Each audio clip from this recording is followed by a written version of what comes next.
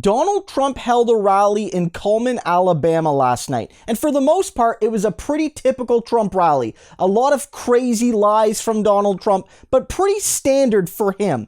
But there was a moment in the middle of his speech where he made his audience, his fans, his most loyal, devoted supporters so mad that they actually booed him. I've never seen this before. Let's check it out. 3 days less than 9 months.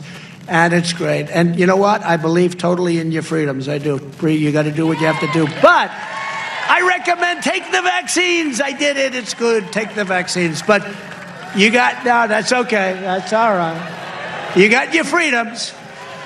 But I happen to take the vaccine. If it doesn't work, you'll be the first to know, okay? I'll call up Alabama and say, hey, you know what? But it is working. But you do have your freedoms. You have to maintain that. You have to maintain that. And you got to get your kids back to school. So you can see it there. There are audible boos loud enough that the mic can pick them up in a 20,000 person crowd outside booing Donald Trump. This is the cult booing the cult leader, all because he wants them to get the shot. He says that. He doesn't say you must get it. He doesn't say I support mandates. He doesn't say I want to make you get them. He says I support your freedoms, but I recommend you do. It's a good thing to do. It'll protect you and your family. I recommend you get it. And they booed him.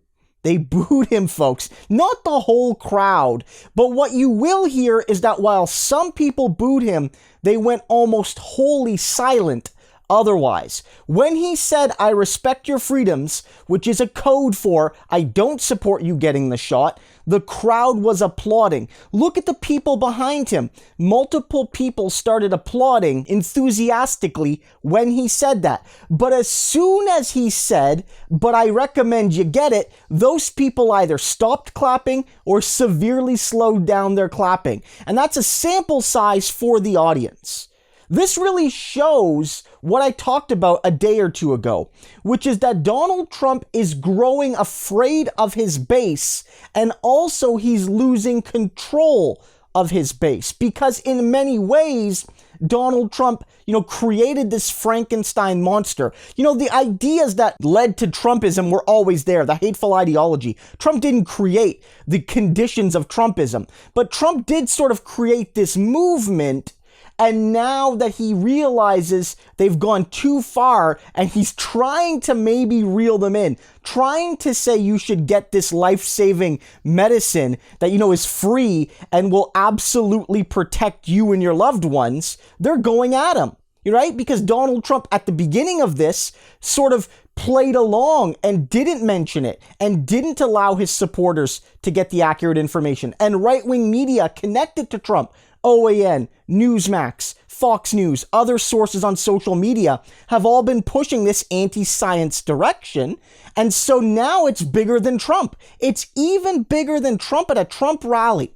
Trump got booed by his cult for pushing one of the few statements during that event that wasn't a lie. Like the one time Trump told the truth at that rally, the one time is the one time the crowd went silent or booed him or both. He doesn't even fully control them. And that's why he's never going to actually hold them to account. And that's why a lot of Republicans, even crazier than Trump potentially, are taking notes right now.